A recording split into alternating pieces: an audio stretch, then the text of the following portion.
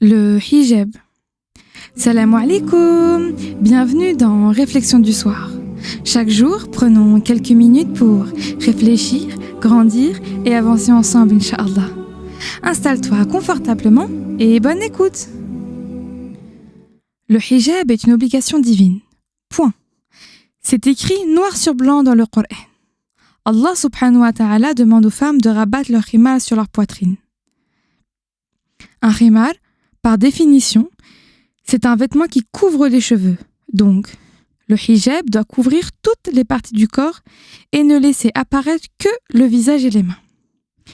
Il n'y a pas de débat.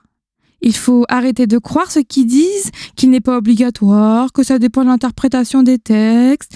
Ma sœur, apprends la langue arabe, relis le verset, il n'y a pas d'ambiguïté. Maintenant que cela est dit, essayons de voir le hijab avec une nouvelle paire de lunettes. Le hijab, ma sœur, c'est ton armure. Et une armure, c'est fait pour protéger la personne qui la porte. Ton hijab te protège contre l'extérieur. Ton armure, elle doit te protéger de la tête aux pieds. Peut-être, ma sœur d'amour, que tu as réussi à mettre ton casque, mais que le reste de l'armure est un peu bancal. Dans ce cas, je demande à Allah subhanahu wa ta'ala de te permettre de porter le hijab avec des vêtements adaptés. Peut-être, ma sœur d'amour, que tu portes déjà toute ton armure de la bonne manière, mais qu'il ne te manque que le casque. Alors, je demande à Allah subhanahu wa ta'ala de te faciliter le port du hijab. Ne te décourage pas sur ce chemin vers Allah. Fais les choses étape par étape et demande à Allah de t'aider lors de ton cheminement. Et pour ceux qui aiment critiquer les sœurs voilées, non voilées, pour leur dire qu'elles ne portent pas encore le hijab, que le hijab n'est pas légiféré ou je ne sais quoi. Une chose à vous dire, juge-toi avant d'être jugé. Tu ne connais pas la sœur, peut-être c'est son premier jour en tant que voilée, peut-être qu'elle s'est dévoilée puis revoilée, peut-être qu'elle compte se voiler. Comment peux-tu oser juger une personne sur un bout de tissu? C'est comme juger la foi de quelqu'un parce qu'il porte ou non une barbe. Une sœur peut porter le djilbab et commettre de grands péchés, et une sœur peut ne pas encore porter le hijab et passer ses nuits en prière.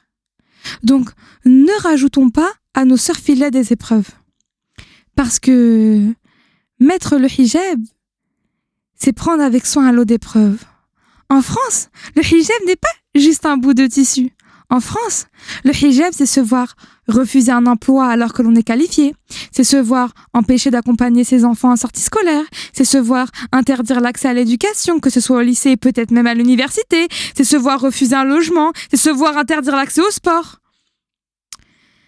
Ma sœur, cette société, elle va essayer de te fermer des portes.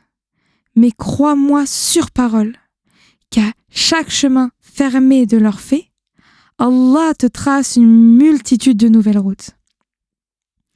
Alors ce soir, je veux que tu te souviennes que ton hijab ne va rien t'empêcher de faire. Car n'oublie pas ce hadith.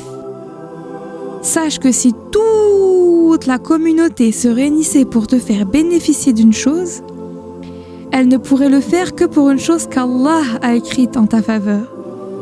Et si elle se liguait pour te nuire, elle ne te nuirait que pour une chose qu'Allah a écrite en ta défaveur. Tout ce qu'ils essayent de t'empêcher de faire, si Allah l'a décidé autrement, alors ils ne pourront rien. Si Allah t'a écrit quelque chose, cette chose arrivera quoi qu'il arrive. Ma sœur, suis ta route, suis le chemin d'Allah subhanahu wa ta'ala et fais-lui confiance. Ce qui t'est dû te sera dû. Allahu Akbar. Allah est plus grand que tout. Allahu Akbar. Allah est plus grand que leur islamophobie.